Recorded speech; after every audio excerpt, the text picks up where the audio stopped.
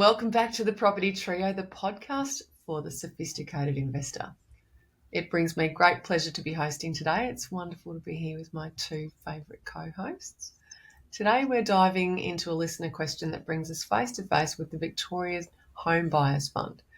There are many different home buyer schemes across the country, and the federal government has just passed the legislation called Help to Buy, which included an updated federal grant.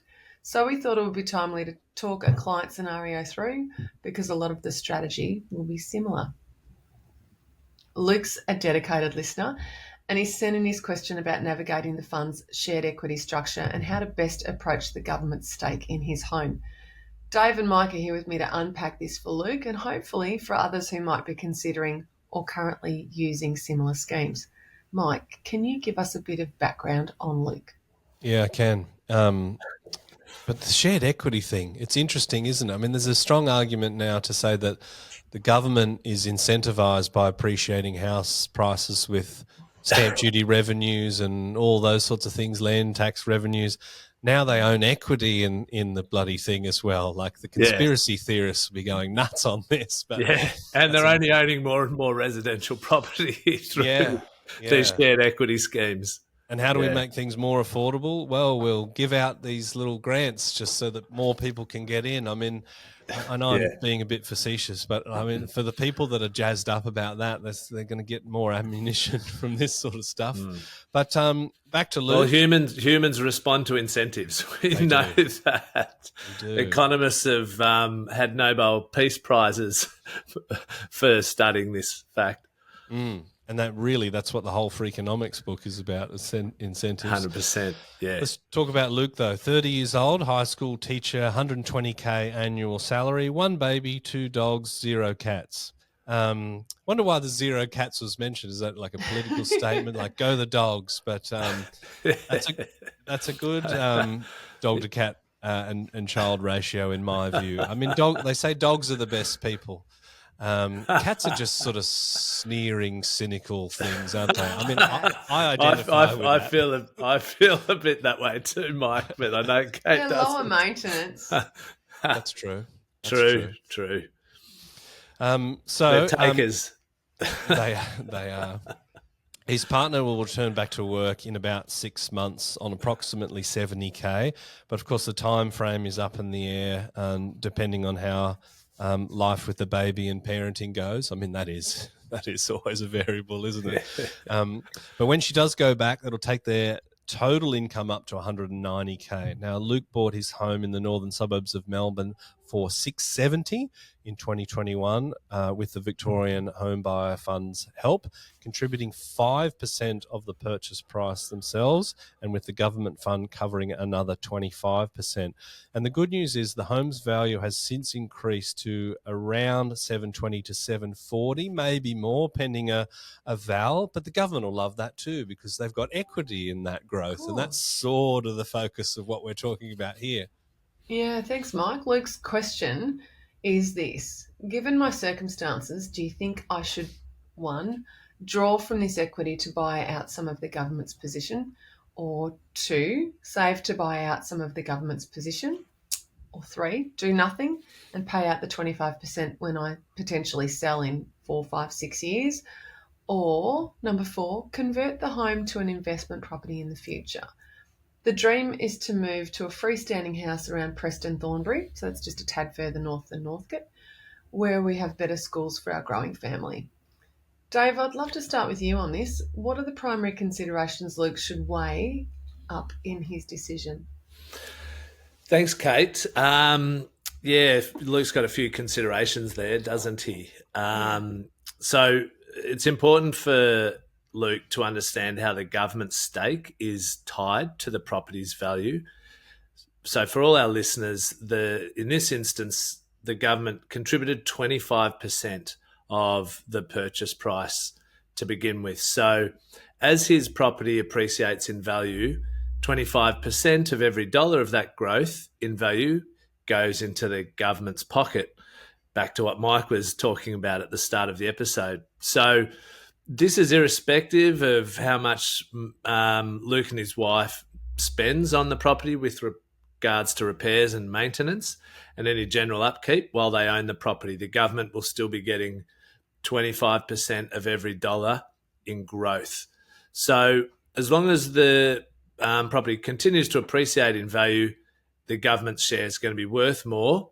And that's going to then cost him more when he decides to buy them out, because he'll need to pay them more money than they contributed to begin with, which is logical because they've helped pay for an asset that has grown in value. So probably my rule number one would be to start trying to repay part of the government's share as soon as it is feasible or affordable for you to do so. So if you expect the property value growth to outstrip the extra cost to you in interest that you will need to pay by actually, borrowing that money or taking that money out of your savings that would have been otherwise offsetting your loan. If you think that, that's going to make you more money, then I would be trying to pay down the government share as soon as possible. Yeah. So, Dave, what options does Luke have at his disposal to pay back the government? He has a few options here, Kate. So he can save the money to pay out the government, which is likely to take many, many years because that relies solely on what's left over after you pay tax and all your living expenses. So my preference would be to look to tap into the equity in the property, particularly given it's already appreciated in value. So just to work through, I guess, some of the numbers of how that works, he could mortgage up to 80% of the value of the property, and it could look something like this. So if the property is worth 720 to 740, said, so we'll be conservative and work off 720,000. So 80% of that is 576,000.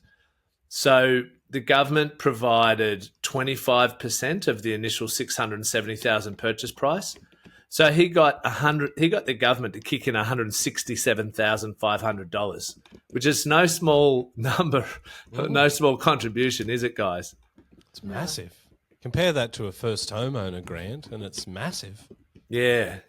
I mean, it's a big sum of money for the government to kick in, really. So Luke's contributed only 5%, so that's $33,500. But I guess right there, that illustrates how, without much savings, if you do want to get into property and you're happy for the government to own a big chunk, there's a way to do it sooner rather than later. So this disparity in contributing is a great example of how these funds can help people get into the property market much sooner with the government support. So if we assume, based on those contributions, government 25%, Luke 5%, so that's a 30% contribution. We know there's the stamp duty waiver as well. So let's assume they only borrowed 70% of the value of the purchase price. So they started with a loan of $469,000. So if he now increased up to 80% of the new valuation of $720,000, he'd be able to access $107,000 to pay back a fair chunk of the fund's share. So that's assuming there's been the $50,000 in capital growth. So Luke has to pay the government's initial contribution of $167,500, but because the property's now grown in value, there's an extra $12,500 that he has to pay them back. So it's up at $180,000, the 25% share of the government. And so of that $50,000 of growth, at the moment, Luke only pockets $37,500 of it. I know this is a lot of numbers, so hopefully you're keeping up with this. So as Luke's now owing the government $180,000, but he can borrow $107,000 if he goes up to 80%, he would then reduce the government's stake down to $73,000, or approximately 9.863%. Their stake had come down from 25% of the value of the property to, let's round it to 10% of the property now. So that's a step he could take, access $107,000 of equity, borrow up to 80%, pay back the government, and they'll drop down from owning 25% down to 10%. I That's a really good summary. appreciate, there's a lot of numbers here and it is quite complex, but I appreciate the fact that this fund or this scheme allows the owner to balance and moderate the percentage that the government shares. It's not an all or nothing equation, and I think there's some value in that when it's broken down in the way that you've delivered it, Dave. You can see how the average consumer would find it hard to comprehend all of these different factors prior to making a decision to invest with the government in a home. And it's for this reason that I think there's a lot of value in being able to talk it through with someone who understands it. Mike, are there any rules that Luke needs to be aware of when paying back the government's share beyond some of these tricky calculations and percentages that Dave just walked us through? Well, it's a government scheme, so we know that they're going to take the fun out of it by having all sorts of rules.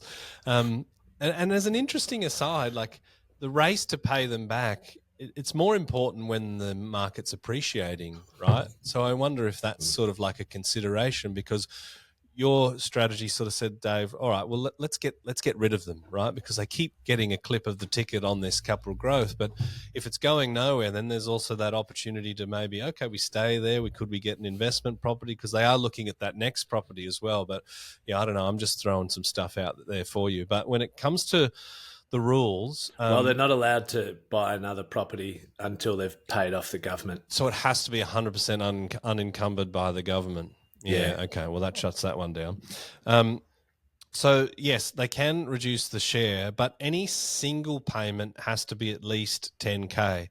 So it's not like Afterpay. You can't chip away $20 a week. I guess they don't want the admin headache. It's got to be meaningful. You got to throw 10K at them, and it must reduce the government's share by 5%. So in this situation, it's kind of like, well, which is smaller? Which is higher? Which is higher? Yeah. So 10K won't be enough to make a 5% change. So that means the minimum payment Luke can do at any time must be at least $36,000 if we are working on that conservative 720 figure. That's because at 25% ownership, the government share is 180K. So if they repay back at least that 5, which is the minimum number, it's got to be 36K. That's 5% of the value. Of course, you need to have a valuation done, and that'll need to be done by the Valuer General in Victoria. So it's all arm's length and nice, and that'll give them the current market value, which, for their sake, hopefully is 740 rather than 720, or maybe 850. Probably getting the hopes up a bit much. But yeah, so that of course is a must for the voluntary payments, as the fund needs to determine the value of the government's stake in the property. So all that being said, he's got to do at least 36K, which is, of course, well over the 10K minimum, and something that maybe people wouldn't necessarily realise. They just kind of think, it's got to be at least 10K, so we'll just do 10. But that's not getting you the 5% in this case. You need more than 3 times that. To save 36K, I mean, if we consider his original 5% sort of in and around that amount, so that may take, 1, 2, 3 years, let alone the 107, which he can access by restructuring the loan and doing that LVR to 80. That's obviously the fast track to it. So it highlights, I think, why tapping into the equity is going to be a really, really effective way of getting the government off your back rather than trying to save it. And of course, if you remove that co-owner, you can reap the rewards of 100% of the capital growth, and also any renovations that you decide to undertake as well. Another rule is you need to seek approval from the Victorian Home Buyer Fund team to pay back the full amount in the first 2 years, or reduce the state's equity below 5%. So if you wanted to reduce the stake from 25 to 4% in the first 2 years, you would need approval. And who knows how effective the Victorian Home Buyer Fund team is at answering phone calls and live chat. So I guess that rule's enforced to optimise the likelihood that the government gets some capital gains from the property. That'll be an interesting line item to see on the ledger of how much money they're actually making through this scheme. I don't think it will be insignificant. I mean, the stake is quite significant, and if Victoria get larger over time, won't it? Yeah. As more people enter into these schemes, it'll become more and more of a revenue source for governments. And I can't see these schemes dropping away. It only feels like they're going to become more prevalent. And obviously, Yeah. the federal government has just brought in their own one, which is very similar to the Victorian one. So, like you said at the start, Mike, it's just another way that governments are going to have a vested interest in property prices going up. Yeah, I mean, it's going to be more prevalent, I think, because it's going to be more necessary. Asset price to income ratios aren't what they were 20 years ago. Of course, the government wants to put in these rules to make sure that people aren't gaming the system and trying to get the government to come in on a joint venture with them when they don't actually really need the assistance, or trying to get around the LMI just by getting the government in for fun to potentially flip the property. But as Luke purchased in 2021, he's already outside of that time frame, so it's all good there. So, Dave, what would you say are the pros and cons reducing the government's share gradually versus saving up to repay the government later? Yeah, look, I'd say that reducing the government share now has a few significant advantages. The biggest benefit is that Luke can maximise his share of the property's capital growth over time. If he waits, the government's dollar value stake increases, as we've already illustrated, as the property value grows. So that means that the longer you wait, as long as property values are going up, the more you have to repay the government. Secondly, if he's combined, there's just something that you need to be aware of, which you'd hope if you go into one of these funds, is that if your combined household income increases, you can hit what is called the Home Buyer Fund's joint income threshold, which with Victoria is $216,245. So if you exceed this income threshold for 2 consecutive years, you have to, it's mandatory to start repaying the government's share, whether you want to or not.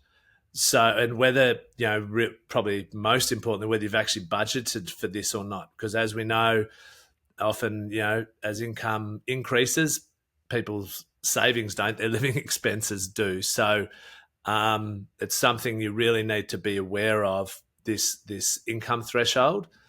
So as if we go back to the start, we remember Luke's on 120,000 and his wife, when she returns to work, is on 70. So that's 190,000. So they're already only a hop, skip, and a jump away from being up at 216,000 with a couple pay rises. So they'll be forced to start repaying the government pretty soon. So you want to make sure you've budgeted for that, and ideally you will have already started to repay the government prior to that happening.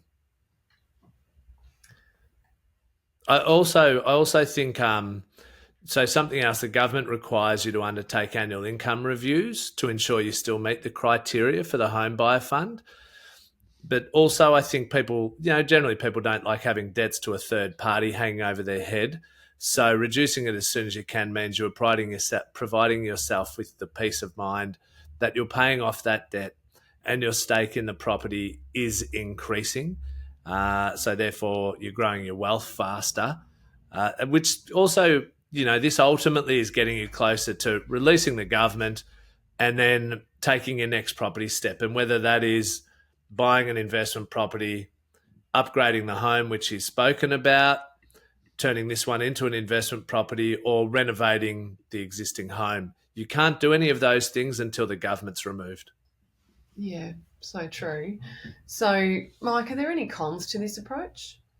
Well, the issue is if you go up to 80% LVR, then you have to pay more to the bank. And I mean, that's just a cash flow consideration. And we do know the variable of his partner going back to work and the baby, and you just never know how that sort of stuff is going. And, there could be unintended expenses. So, I mean, it seems manageable with their income at the moment, but, if interest rates climb, seems very, very unlikely, but you just never know what happened. But it's really just about how their life looks like with their little human. It could really sort of strain the cash flow. So it's about the balancing act between minimising the government's take on future growth, because we don't want them to get their grubby little mitts on the capital appreciation, right? We want Luke to have all of that, but then also ensuring they've got the financial flexibility that the 80% LVR and the extra repayments aren't kind of killing them. But with any loan, it's simple. You just need to make sure that you can afford it and have the appropriate savings and cash flow buffers in place, with an idea that, you never know what's going to happen with your expenses. Yeah, very sagely advice. That makes total sense. Dave, what's Luke's other option as an alternative to making gradual repayments? So something he could look at doing is actually going up to a 90% loan to value ratio. That would involve him having to pay a mortgage insurance premium, plus, as Mike's just touched on, the increase in interest and loan repayments. So this approach would mean that he then fully owns a property and gets all future equity increases. He can renovate it or turn it into an investment property, and he can also look to refinance with any lender. So whilst the government is a part owner, the fund only allows you to utilise approved lenders, and there are only 4 lenders who you can work with. And many Australians can actually only access 3 of those 4 lenders. So in this case, if he did go up to 90% and refinance, he would be able to take out a loan of $648,000, and he'd be able to borrow another $72,000 on top of the 80% LVR. So this would mean an additional cost in interest per annum, that extra 10% of borrowings of $4,380. But then he'd probably have principal repayments even more on top of that. So it's going to eat into his cash flow further. But possibly the biggest hit would be that he'd be looking at a mortgage insurance premium of the low 20,000. So a one-off hit of sort of 20-ish thousand to get the government out of owning any of the property. Wow. So essentially, Luke could make some incremental repayments to bring down the government's share without necessarily needing to pay LMI if he borrows up to 80% each time. But Mike, what's your view on whether it's worth taking on LMI and paying back the full stakes sooner? It's a big one, isn't it? But if it's a bit like, Dave, I imagine him with his little slider bars, and he's always very conservative in his ivory tower of, what people can actually do. I don't know why it's an ivory. You're talking about me. I'm talking about you. Yeah. I don't think Camberwell planning would allow ivory towers to be built. It would ruin the streetscape and the facades. I live in Hawthorne East, though. The office is in Camberwell, I think, though. Oh, right. Yeah. There you go. So it really just depends how much he values getting to full ownership of the upside, right? Yeah. And I think it speaks to what are the expectations for capital growth, because if it soars, then you want them off your back before that happens. If it's going to sit around, then I suppose it does give you a little bit more options. And that 20K, I mean, that's a big chunk, right? So if he expects it to keep going up, buying out the government's share, it means that he'll get all that upside. And, by the power of leverage, we're talking a big chunk. And, we've been talking about the prospects of Melbourne for quite some time. Annoyingly, it hasn't necessarily happened yet. But, I mean, it can't go much lower. I mean, it's building momentum, and you never know exactly what's going to happen. But the only way to go is up, you would think. On the other hand, taking on that mortgage insurance and the higher loan balance and repayments, again, I flagged that at going to the 80% LVR at 90%. It's tricky, and it could impact their ability to save or invest elsewhere. So as Dave mentioned, you've got to get the government off your back before you can get an investment property. But this could really sort of purge any capacity that they had to do that straight away, and they'll have to build back. So it's really a question of timing and not just the growth, but also what his partner is doing in terms of going back to work. Their combined income can certainly improve the borrowing power and the cash flow, so they could manage those higher repayments without stretching their finances too thin. But you sort of want to know what the plan is before you pull the trigger on any of these decisions. If he waits too long and the home goes up in value significantly, significantly, then the government's share would increase in dollar terms fairly rapidly. If the property gets growth of 10%, for example, from 720 to 790, the government will earn another 7K instead of Luke. And that 7K kind of is starting to put that LMI in perspective, right, at 20 grand or whatever it's going to be. But he can also borrow up to 80% again and access another 56, which would bring the government stake down from 10% of 790 at 79,000 down to only 23,000 remaining, or 2.9% share. That's getting small. We nearly got rid of these guys.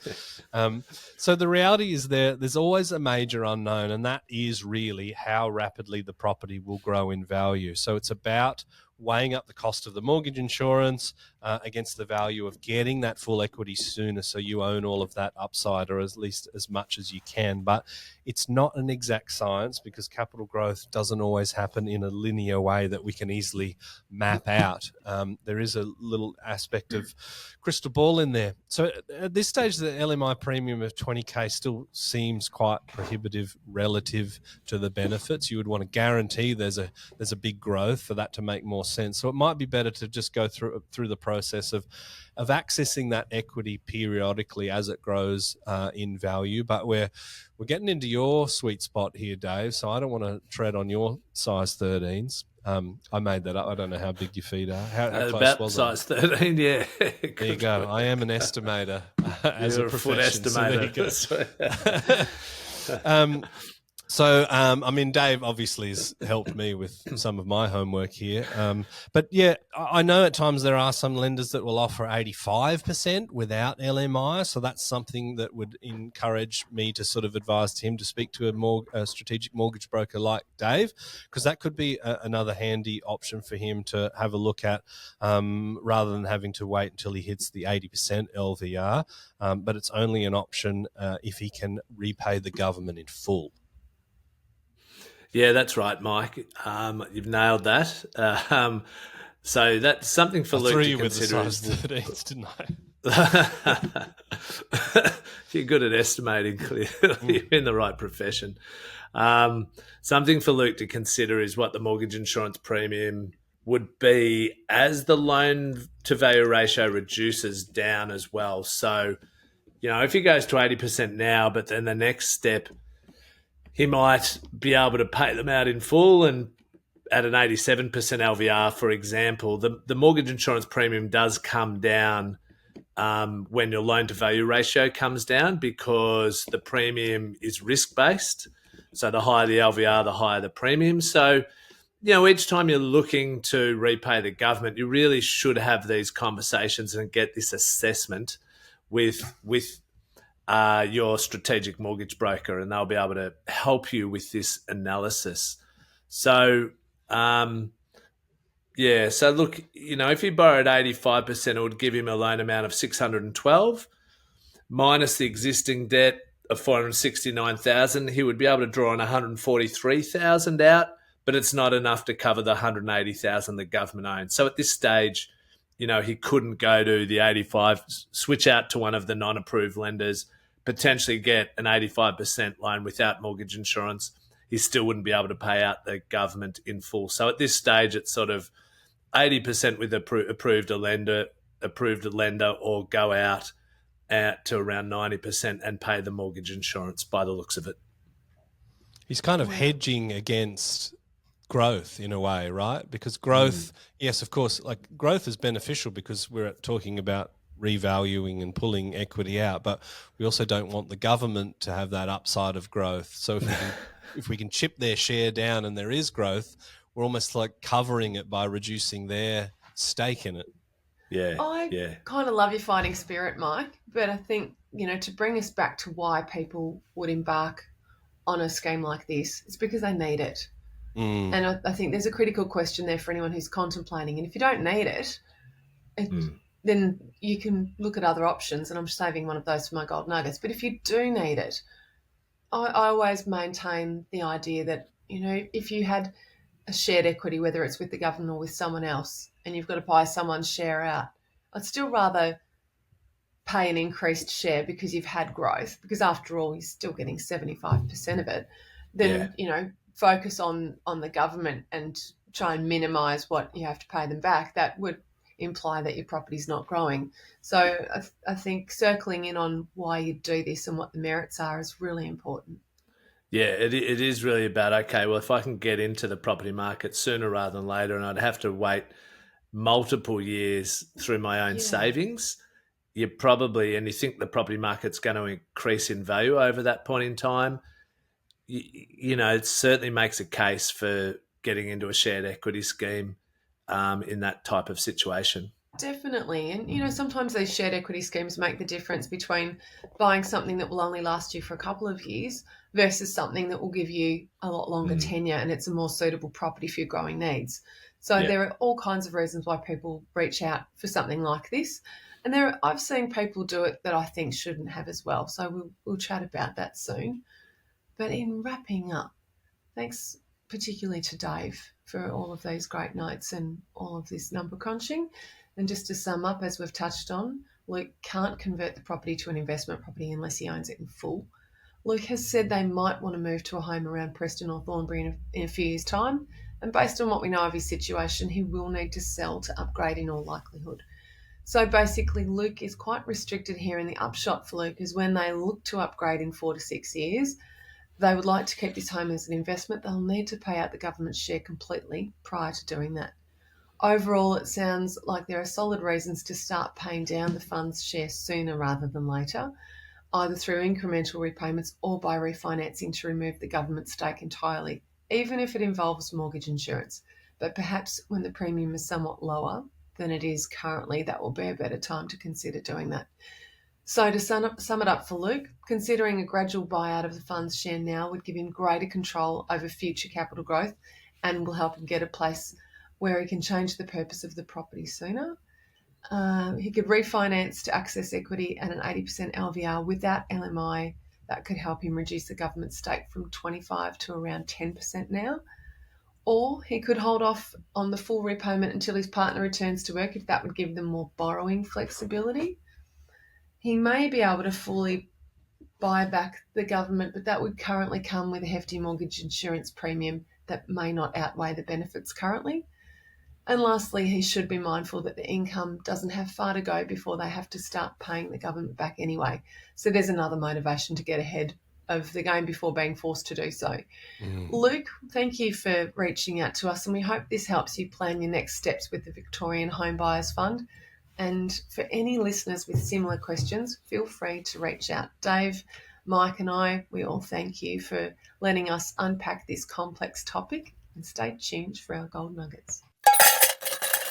Now it's time for us to go mining for our gold nugget property tip of the day. I think you're right, Kate. You sort of zeroed in on me trying to fight the government and get them off their back. Gaming the system. Yeah, because we don't want them to take the upside. But I'm going to try and balance my own commentary by saying he put in 5% of the value. The government put in 25% of the value, but he has 75% of the upside. So it's worthwhile thinking, okay, well, how much have I made that I couldn't have made in property if I didn't get into this property? And you talked about, if you don't need it, don't use it. There's an argument to say at the time with their savings, they needed it, and they are beneficiaries of this scheme. Of course, if they can chip that down, and it does sound like a smart approach because they might hit the income cap, or they're going to have to, it'll be triggered anyway. But I wouldn't be too disappointed about the results. Yes, you've got to, they maintain that upside, but without getting into the property, you wouldn't be in this advantageous of a financial situation. And I think actually taking advantage of this and pulling the trigger, you and your family are better off for it. Yeah, it's a really good point, Mike. They'd be getting probably 0% capital growth because they wouldn't have bought a property. Yeah. And then the other factor too is the value to their lifestyle. They're obviously living in a house in a location that they otherwise wouldn't have been able to.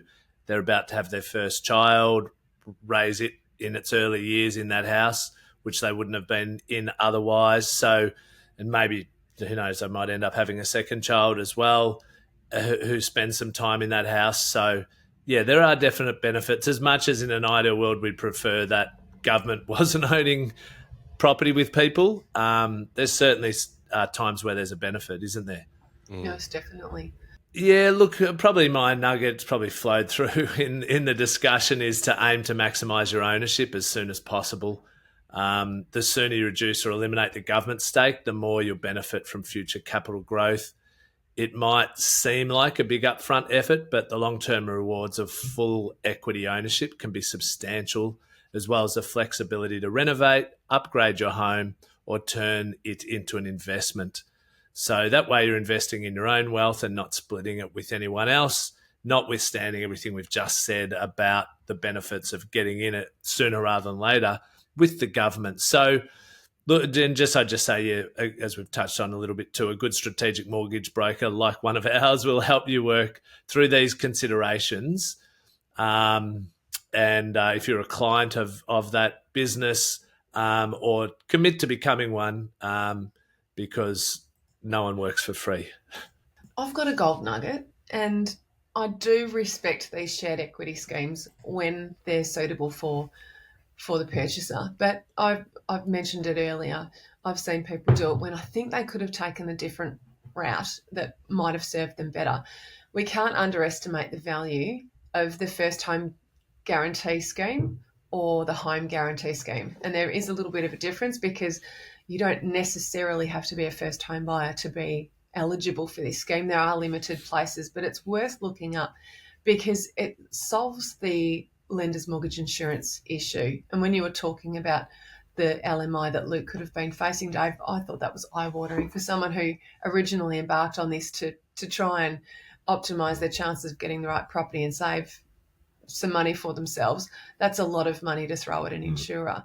So if you have a 5% deposit saved up and you're looking at getting into the market sooner and you're eligible for this, it's definitely a scheme worth looking at because it's not involving shared equity and it's also letting you off the hook with LMI. So that's my little gold nugget.